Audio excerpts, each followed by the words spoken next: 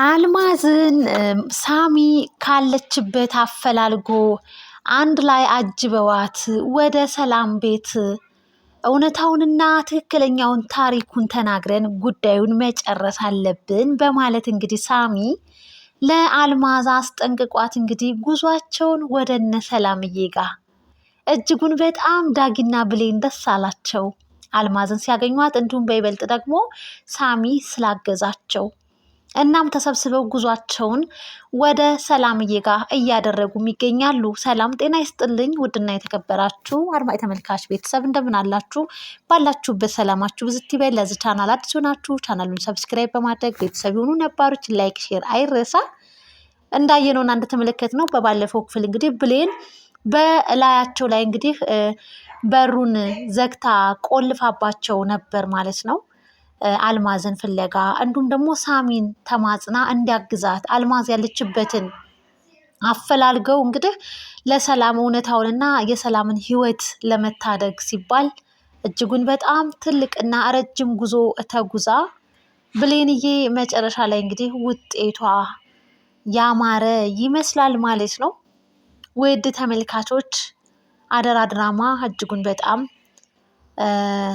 አምሮበት እንዲሁም ደግሞ አጓጊ ፓርት ላይም ደርሷል ማለት ነው።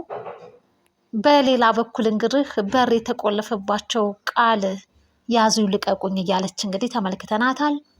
ምን ማድረግ ምን ማንሳት ምን መጨበጥ እንዳለባት በጣም እስክንገረም ድረስ እንግዲህ ተመልክተናታል። ይበልጥ ደግሞ ጠበቃው እንግዲህ ልክ እንደ ፊልም ነበረ ቁጭ ብሎ ሲመለከታት የነበረው ምን እንደምታደርግ እንዴት እንደሚሰራት እንግዲህ በጣም በግርምታ እየሳቀም ተመልክቷታል። ሰላምዬም እንዴት ነው ብሌን በላያችን ላይ እንዴት ልትዘጋብን ቻለች በማለት እንግዲህ ስልክም ደውላ ቃል አይሳካልሽም መቼም የሚሳካልሽ እንዳይመስልሽ እያለች እንግዲህ ስታናግራት ሰላምዬ ትሰማለች።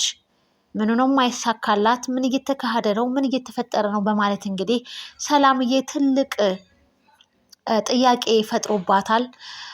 እናም ብሌን እንግዲህ በሩን የዘጋውባችሁ አዎ እኔ ነኝ አውቄ ነው በማለትም እንግዲህ አሁን እኔ ሁሉን ነገር የማደርገው ለአንቺ ብዬ ነው በማለትም ነግራታለች። ለኔ ብለሽ የምታደርጊው ነገር ምንድን ነው በማለትም ብሌንን በጣም ትወዳታለች ታምናታለች። ብሌን አንድም ቀን ስህተት የሚባል ነገር ሰርታም ስለማታውቅ ሰላምዬ ስለምትወዳትም ብሌን የሆነ ያሰበችው ነገር አላት። ደግሞ ለአንቺ ብዬ ነው ብላኛለች ለኔ ብላ ምን እያደረገች ነው በማለት ከራሷ ጋር ትልቅ ሰጣ ገባና ትልቅ እንግዲህ ጥያቄ ውስጥ ገብታለች ማለት ነው። እናም እንግዲህ ብሌንም ጉዳዩን ለመጨረስ ሳሚን እንግዲህ ደጅ ጸንታ ለምናው ተማጽናው ሳሚም ለጥቅምሽ ብለሽ ነው ወይ እኔ ጋር የመጣሽው? ያ አልፈልግህም ብለሽ ያባረርሽኝ ፍቅሬን አልቀበልም ያልሽ ሰው እኮ ነሽ። እንዴት ለጥቅምሽ ታፈላልግኛለሽ ትፈልግኛለሽ? በማለትም ነበረ ምላሽ ሲሰጣት የነበረው። ዳግምም እባክህን እኔ እናንተ ብዙ ጊዜ ተጣልተናል ተደባድበናል። አሁን እንኳን እንደ ወንድማማቾች ሁነን ትልቅ ስራ እንስራ፣ ሰላምን እናድጋት፣ የሰላምን ህይወት እንታደግላት። ቃል እንግዲህ ሀብት ንብረቷን ሰላምዬ እንግዲህ በውክልና ለቃል ልትሰጣት ነው። እንዲሁም ደግሞ አልማዝ ሞታለች ብላም እንግዲህ እጇን ልትሰጥ ነው። በኃይሉም በአንድ በኩል ቃል በአንድ በኩል እንግዲህ ሴትየዋን ሰላሟን ነስተዋታል። ዘረፋ እያካሄዱባት ነው። እባክህ እንታደጋት፣ ጥሩ ነገር እንኳን በጥሩ ነገር እንኳን አንድ ላይ ሆነን እስኪ እንስራ በማለትም በጣም ለመነው። ዳግም እንግዲህ እንደዛ ነው እንደ ነገሩ በማለትም ሳሚ አልማዝ አለች በህይወት ብሎም ተናገረ።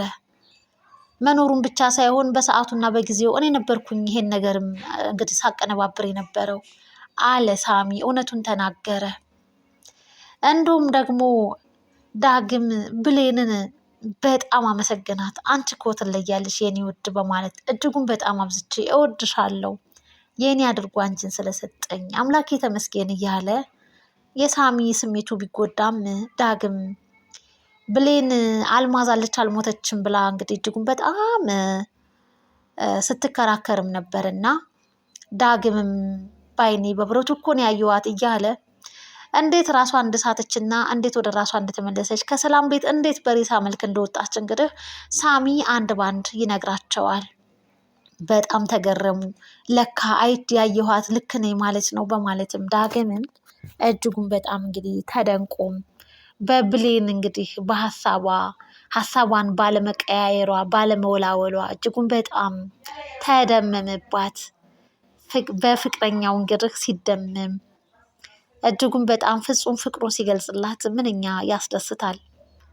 አንድ ላይ ተያይዘው እንግዲህ በቃ አናርፍድ፣ ቶሎ ፈጠን ብለን ጉዳዩን መጨረስ አለብን በማለት አልማዝን ፍለጋ ሄዱ። አልማዝን ያው ያለችበት ቤቷ ሰፈሯ የእህቷ ልጅ ሞቶ እንግዲህ ሀዘን ላይ እንዳለችም ተናገረ። እናም እንግዲህ ወደ እሷ በመሄድ ፊት ለፊቷ ሳታስበው እንግዲህ ተገናኙ። በጣም ደነገጠች። ወዴት መሄድ እንዳለባት ግራ ተጋባት። ብሌንንና ዳግምን ለመሸሽ ስትሞክር በሁለት ቦታ ነበር እንግዲህ ለማግኘት አልማዝን እንግዲህ እነሱን አመልጣለሁ ብላ እንግዲህ ጉዞዋን ወደኋላ ስታደርግ ሳሚን ታገኘዋለች። መሀል ሜዳ ላይ ነበር እንግዲህ የቆመችው። እናም በይ እንግዲህ የጀመርነውን ታሪክ መጠናቀቅና መጨረስ አለብን በማለት እንግዲህ ጉዟቸውን ወደ ሰላምዬ ቤት አድርገዋል ማለት ነው። ብሌን ቃል ያዙ ይልቀቁ ትላለች። በሩን ለመስበርም ገዱ ማምታም እንግዲህ ለመክፈት ብቻ ብዙ ነገር ታገለች። በጠበቃውም በሰውየው አማኘች። እኛ የትም ባንሄድም እንኳን ሰውየው እኮ የስራ ሰው ነው መሄድ አለበት።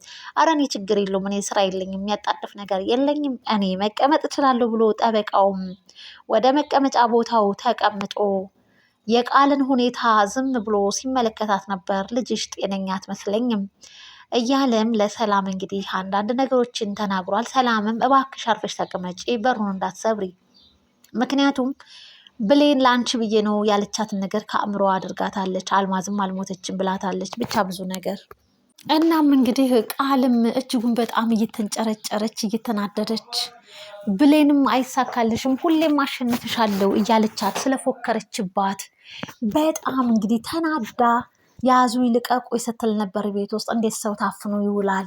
እንዴት መውጣት የለብንም? እንዴት መንቀሳቀስ የለብንም? እያለች እንግዲህ ብዙ ነገሮችን ተናገረች። በቃ እብዱናለች ቃል ማለት ነው። በጣም ደስ የሚለው ነገር ደግሞ እንግዲህ ብሌንዬ የለፋችበትን ውጤቷ እንግዲህ ሊያምር ጫፍ ላይ ደርሳለች። አልማዝን አጅበው ይዘዋት በጣም ደስ በሚል ሁኔታ እንግዲህ ወደ ሰላምዬ ጋር ጉዟቸውን አድርገዋል።